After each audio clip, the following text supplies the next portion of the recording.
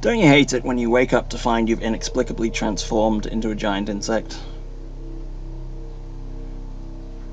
This is an anacolluthon, a sentence with a twist, setup and punchline. It is the structure of a joke. Joke on protagonist of Kafka's Metamorphosis. I'm Pat Bastard, and this is my crawl space. Today's topic is the Kafkaesque, a style in fiction that is often misidentified. Many will tell you that the word Kafkaesque is so overused as to be meaningless, while still using equally overused and meaningless words like otherness or deconstruction, with all the self-awareness of an NPC in one of Kafka's own works. Merriam-Webster defines Kafkaesque as of, relating to, or suggestive of Franz Kafka or his writings, especially having a nightmarishly complex, bizarre, or illogical quality. Sounds like fucking life. A lot of the definitions I've found have been like this one. Accurate, but kind of vague. You have to read Kafka to really fill in the blanks. So I've thought about it and come up with this basic formula. Everyman protagonist, plus inexplicable targeted misfortune, plus subjective POV, plus surreal or dreamlike atmosphere, plus free-floating guilt or feelings of abjection, plus, optionally, needlessly circumlocutory bureaucracy. Equals Kafkaesque. Gregor Samsa wakes to find he's changed into a monstrous vermin, and Norman Bates wakes up to find himself on trial, even though he specifically told us he wouldn't even hurt a fly. Both are ordinary people with ordinary jobs, both are targeted by fate for no apparent reason, and both experience alienation and abjection through a series of nightmarish encounters. Let's see if the formula is repeatable. As the narrator states in the most Kafkaesque film noir kino of all, Detour. Yes. Fate, or some mysterious force, can put the finger on you or me for no good reason at all. That sounds pretty Kafkaesque to me.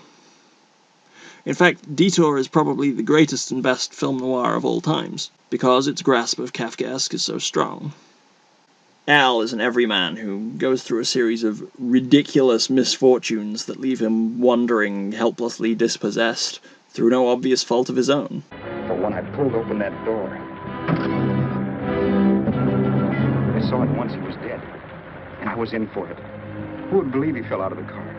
Why, if Haskell came too, which of course he couldn't, even he would swear I conked him over the head for his dough. Or is he? A lot of people think Al is an unreliable narrator who is really making excuses the whole time for his crimes. That's an interpretation that's never confirmed in the kino itself, but it would make it not Kafkaesque, as his misfortune wouldn't be inexplicable or surrealistic in nature. So depending on how you interpret the kino, it is either A, Kafkaesque, or B, not Kafkaesque. Or is it? Because David Lynch, in his surreal Kafkaesque kino, Lost Highway, alludes to the unreliable narrator hypothesis with this line.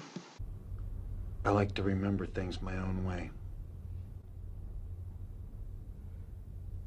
How I remembered them, not necessarily the way they happened.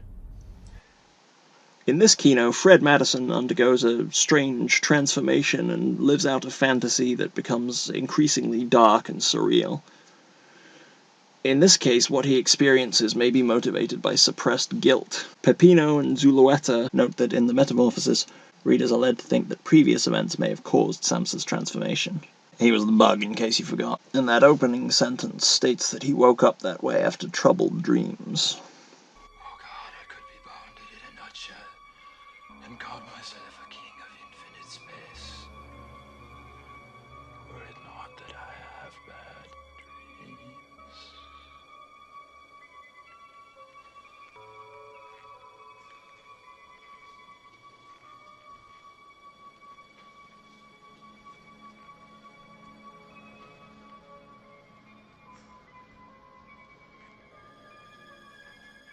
But could guilt, warranted or otherwise, or feelings of depression, alienation, or worthlessness, cause someone to become a shut-in creature, subsisting on garbage?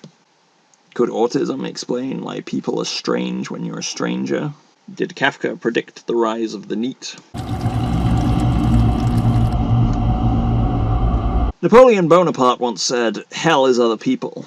The Kafka protagonist soon finds that the eternal person is as devoid of understanding and sympathy as a particularly stupid animal. Yet the hated person is the keeper at the gates of all knowledge and advancement, for the person holds the keys to the law. Before the law, there stands a God. A man comes from the country begging admittance to the law. But the God cannot admit him. Can he hope to enter at a later time? That is possible, says the God. The man tries to peer through the entrance. He had been taught that the law should be accessible to every man. Do not attempt to enter without my permission, says the God. I am very powerful, yet I am the least of all the gods. From hall to hall, door after door, each god is more powerful than the last. For years, he waits.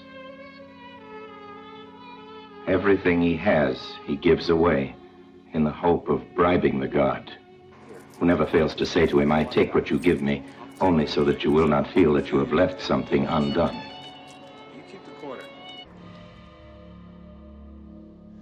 Here I've spliced together scenes from Orson Welles' film version of the trial, and Martin Scorsese's greatest and best kino, After Hours. After Hours reveals its Kafkaesque nature explicitly in this adaptation of this story from the trial.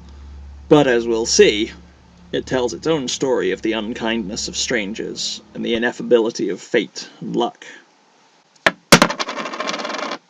Paul is an everyman protagonist who finds himself stuck in Soho trying unsuccessfully to get home. His experiences go from awkwardness and unease to fear for his life, as every encounter with a person who might be able to help him takes an implausibly bad turn, leading him to scream, What do you want from me? What have I done? Just a word processor, for Christ's sake!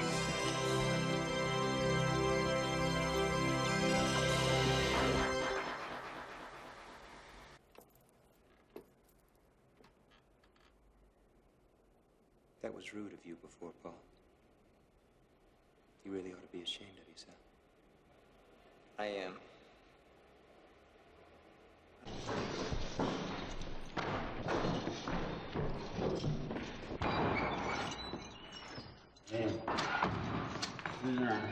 Before he dies, all his experience condenses into one question, a question he has never asked. Every man strives to attain the law. How is it, then, that in all these years, no one else has ever come here seeking admittance? His hearing has failed, so the guard yells into his ear, no one else but you could ever have obtained admittance. No one else could enter this door. This door was intended only for you. And now, I am going to close it.